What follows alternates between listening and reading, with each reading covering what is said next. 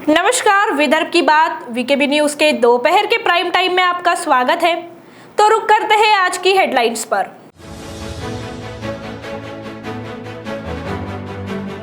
नागपुर शहर में अब वजन कर घरों से कचरा उठाएंगी कंपनियां। नागपुर महानगर पालिका ने 10 घरों में प्रायोगिक तौर पर लगाया क्यूआर कोड।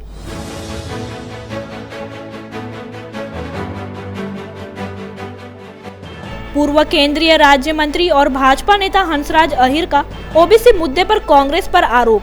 अहीर ने कहा कि ओबीसी पर प्रेम कांग्रेस का केवल दिखावा।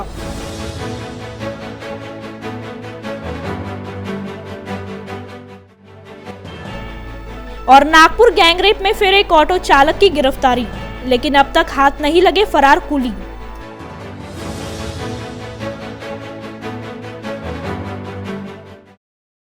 और अब खबरें विस्तार से। कचरा संकलन सुनिश्चित करने के लिए शहर को 5-5 जोन में विभाजित कर मनपा ने 2 अलग-अलग कंपनियों की नियुक्ति की है। कंपनियों के साथ हुए एग्रीमेंट के अनुसार कचरा संकलन करने वाले वाहनों पर जीपीएस सिस्टम लगाकर इसका सटीक संचालन करना था। दावों के अनुसार वाहनों पर जीपीएस तो लगाया गया, किंतु आलम यह है कि जनता के अलावा पार्षदों की ओर से भी कचरा संकलन को लेकर कड़ी आपत्ति है। अब कचरा संकलन करते समय घरों पर लगे क्यूआर कोड को स्कैन करने के साथ ही वजन करने के बाद संकलन होने की नई योजना शुरू की गई है। प्रायोगिक तौर पर धर्मपेट जोन में 10 घरों पर क्यूआर कोड लगाया गया। स्मार्ट सिटी की ओर से कोई भी प्रकल्प शुरू करते समय संबंधित विषय को स्मार्ट नाम देने की प्रक्रिया पहले से ही अपनाई जा रही है। लोगों को आकर्षित करने के लिए अब इसे भी स्मार्ट वेस्ट मैनेजमेंट सिस्टम का नाम दिया गया है।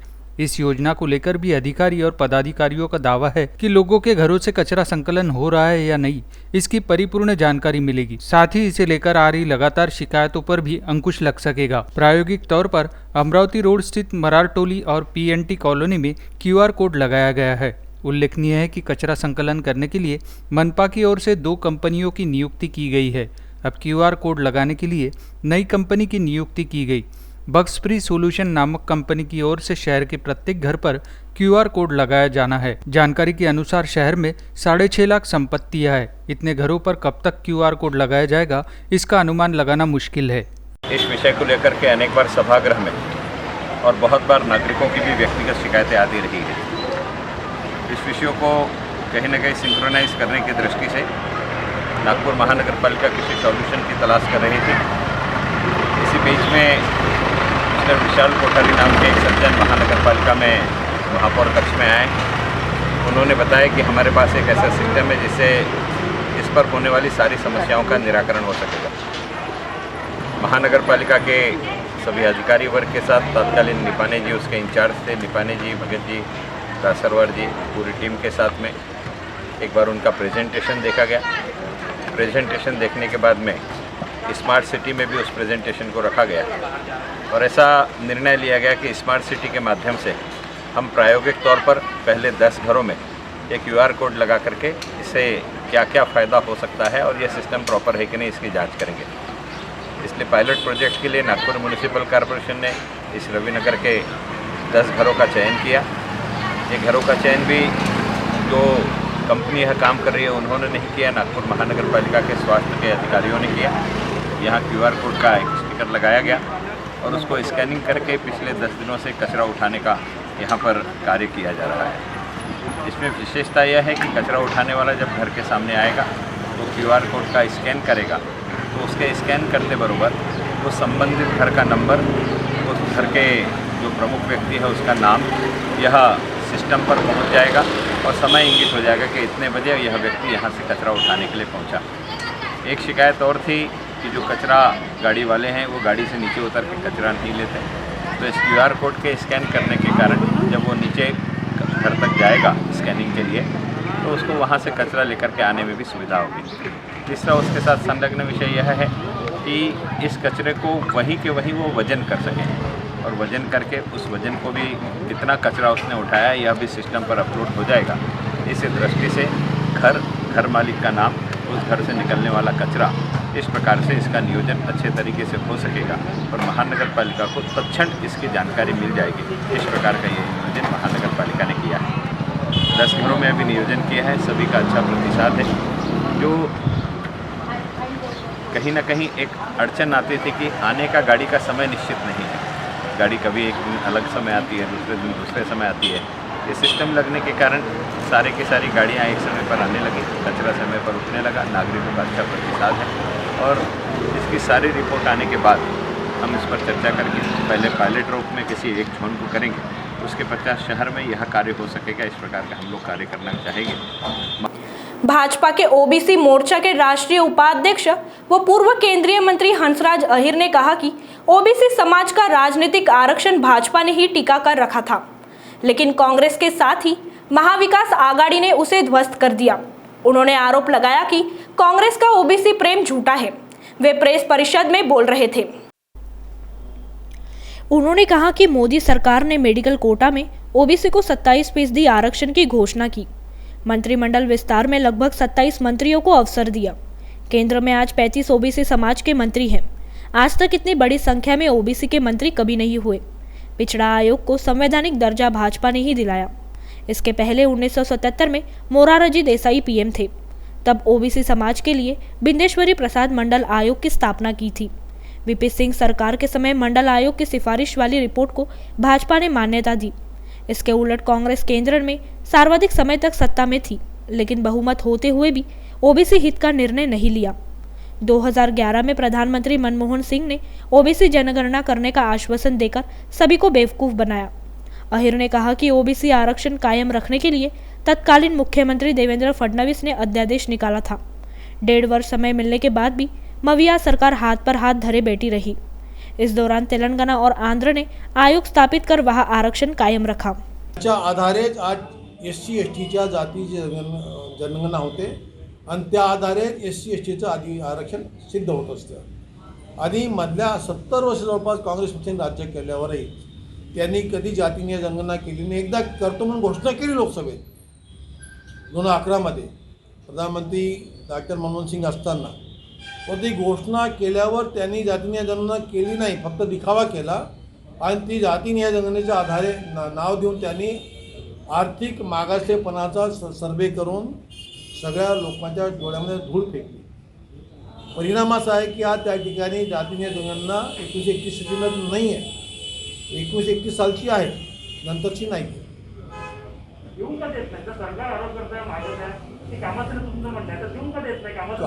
कालपर्यंत या महाराष्ट्रामध्ये आरक्षण होतं ते कशाच्या आधारे होतं? या आधारे इथं आहे, त्या आधारे आपण देतो। आता यांना असं वाटलं की जातीय जनगणना त्याचा एम्पिरिकल डाटा पाहिजे आहे, तो केंद्र सरकारच्या ऐवजी तामिळनाडू सरकार आहे, आंध्र प्रदेश सरकार आहे, या दोघांनी आपला जातीय जनगणना करून डाटा तयार केला आहे। तसं यांनी पण करायला पाहिजे ना। सरकारने केलं पाहिजे, सरकार करत नाही, पण केंद्र का देत नाही? केंद्रापाशी असं आहे का की दोघांचंही राज्य आणि केंद्राच्या या राजकीय कुरघोडीमध्ये ओबीसी भरला जातो आहे, ओबीसीचं राजकारण गेलेलं आहे? हे आरक्षण जाणार नाही आहे, त्यांच्या नजरेमध्ये ते आरक्षणात स्थगिती आहे। आम्ही स्थगिती उठवण्याकरता आम्ही सगळी झालो, आता हे सगळे राहणार नाही। परंतु मी आत्ता सांगितलं तुम्हाला की 11 मध्ये जातीय जनगणना करणाऱ्या काँग्रेसच्या सरकारने 15 मध्ये काम पूर्ण केलं, तेव्हा त्या ठिकाणी त्यांची जी यादी आली जातीय जनगणनेची, लाखो जाती आल्या, लाखो। या लाखो जाती तर नाहीत, SC ST आणि ओबीसी मिळून जास्तीत 8-9 हजार जाती आहेत। यांनी जो डाटा जनगणनेचा जो सोंग केला होता, सोंगमध्ये त्यांनी कधीच चांगला प्रोफॉर्मा तयार केला नाही आणि म्हणूनच जातीय जनगणना करण्याचा त्यांनी आव आणला फक्त, आणि बोगस जातीय जनगणना करून डोळ्यात धूळ फेकली। म्हणून आज केंद्र सरकारपाशी तो डाटा नाही आहे। त्यांनी दिलेला जो डाटा आहे 15 मध्ये जातीय जनगणना करून, त्यामध्ये लाखो जाती आलेल्या आहेत। कोणी जातीमध्ये जात लिहिताना आडनाव लिहिलं, कोणी गोत्र लिहिलं, कोणी गावाचं नाव लिहिलं, कोणी अनेक जाती आपल्या मनाला ते कोणी नावं देऊन दिले जात म्हटलं की। आणि जनगणना करण्याकरता गेलेला अधिकारी हा शिक्षक होता। वास्तविक जनगणना जी होते ती RGIच्या माध्यमातून होते, ते सेन्सेस ॲक्ट प्रमाणे होते। यांनी सेन्सेस ॲक्टप्रमाणे जनगणना केली नाही 11 मध्ये। यांनी जनगणना केली मंत्रालय, ग्रामीण विकास मंत्रालय, शहर विकास मंत्रालय, की त्यांना जनगणनेची काही देणं घेणं, ते आर्थिक जनगणना करतात, आर्थिक मागासलेची। म्हणून हा डाटा केंद्रापाशी त्या काळचा नाही आहे। किशोरी के साथ हुए गैंगरेप कांड में पुलिस ने एक और आरोपी ऑटो चालक को गिरफ्तार कर लिया है। अब गिरफ्तार आरोपियों की संख्या 5 हो गई है। फरार हुए आरोपियों की तलाश में पुलिस दस्ता जुटा हुआ है, लेकिन कोई सुराघात नहीं लगा है। पकड़ा गया आरोपी प्रेमनगर धंतोली निवासी सलीम उर्फ बाबा हिमायत सैयद बताया गया। उल्लेखनीय है कि 29 जुलाई की रात पीड़िता की सबसे पहली मुलाकात सलीम से हुई थी। खुद को बाबा बताने वाला सलीम पीड़िता को अपने साथ ले गया। उसे जबरन शराब पिलाई गई।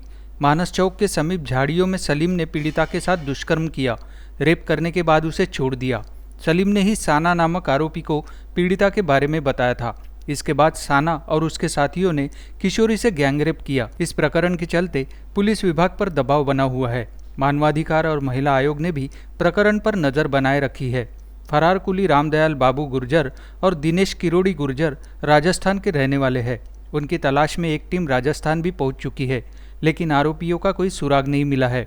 ऑटो चालकों द्वारा दुष्कर्म किए जाने के बाद दोनों कुलियों ने किशोरी पर अत्याचार किया था। जैसे ही पुलिस ने सलीम को गिरफ्तार किया, उसने नौटंकी शुरू कर दी। उसे मिर्गी के झटके आने लगे। परिजनों ने बताया कि बीच बीच में उसे झटके आते रहते हैं। सलीम रात के समय ही रेलवे स्टेशन परिसर में ऑटो चलाता है। हमेशा शिकार की तलाश में रहता है, लेकिन पुलिस भी कोई जोखिम नहीं उठाना चाहती थी। उसे न्यायालय में पेश कर न्यायिक हिरासत मांगी गई, जो कोर्ट ने मंजूर कर दी और सलीम जेल रवाना हो गया। पिछले कुछ दिनों से ट्रेन के इंजन में खराबी की घटनाएं बढ़ रही है। इस बीच गुरुवार की शाम करीब 4 बजे कड़बी चौक के पास गार्डलाइन रेलवे मार्ग पर एक मालगाड़ी का डिब्बा बेपटरी हो गया। इस वजह से कुछ देर के लिए रेल यातायात बाधित हुआ। रेल प्रशासन ने तत्काल सुधार कार्य को अंजाम देते हुए ट्रैक को पूर्ववत किया। उल्लेखनीय है कि बुधवार को भी मध्य रेल मंडल के तहत बुटीबोरी और बोरखेड़ी के बीच तीसरी लाइन पर एक खाली मालगाड़ी की 2 बोगियां पटरी से उतर गई थी। हालांकि इससे मेन लाइन पर ट्रेनों का परिचालन बेअसर रहा। इसी तरह की घटना गुरुवार को भी हुई। बताया गया कि कुछ दिनों से डिब्बे बेपटरी होने और इंजन में खराबी होने की घटनाएं बढ़ी है। इससे पहले दुरंतो एक्सप्रेस का इंजन फेल होने से ट्रेन करीब 2 घंटा लेट हो गई थी। वहीं विदर्भ एक्सप्रेस के इंजन में भी वर्धा के पास तकनीकी खराबी आई थी, जबकि कलमना के आउटर पर भी अहमदाबाद हावड़ा एक्सप्रेस के इंजन में खराबी आई थी। वाठोड़ा स्थित जमीन पर कब्जा जमाने और फिरौती मांगने के प्रकरण को लेकर चर्चा में आए भूमाफिया प्रशांत सहारे के खिलाफ MIDC थाने में एक और मामला दर्ज हुआ है। महादुला निवासी अन्ना सुकुंदराव झोड़ापे की शिकायत पर पुलिस ने मामला दर्ज किया है। इस प्रकरण में सुरवेनगर जयताला निवासी प्रशांत सहारे के अलावा उसकी पत्नी संजीवनी और आदर्श नगर हिंगना निवासी किरण अनिल कुमार मनहास का भी समावेश है। झोड़ापे थाने में नौकरी करते हैं। वर्ष 2002 में झोड़ापे ने प्रशांत और उसकी पत्नी संजीवनी से मौजा ईसासनी में एक प्लॉट खरीदा था। नागपुर वापस लौटने के बाद उन्होंने अपने प्लॉट पर मकान बनवाने की योजना बनाई। 9 मार्च 2021 के सुबह अपने प्लॉट पर गए तो अनिल मनहास नामक व्यक्ति वहां पहुंचे।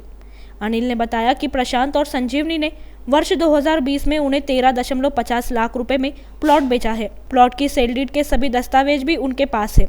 झोड़ापे ने प्रकरण की शिकायत पुलिस से की। जमीन के दस्तावेजों में हेराफेरी करने के मामले में पहले ही सहारे को महारत हासिल है। उसने तुरंत दस्तावेजों में खसरा नंबर बदल दिया। अनिल की पत्नी किरण मनहास के नाम पर सेल डीड कर दी। झोड़ापे ने अपने प्लॉट पर सीमेंट के खंभे और तार का कंपाउंड बनाया था। आरोपियों ने उनका कंपाउंड तोड़कर अवैध तरीके से प्लॉट पर कब्जा जमा लिया। झोड़ापे ने MIDC पुलिस से शिकायत की। पुलिस ने विविध धाराओं के तहत मामला दर्ज कर जांच आरंभ की है। तो वक्त हो चला है एक ब्रेक का। मिलते हैं एक छोटे से ब्रेक के बाद। बाय।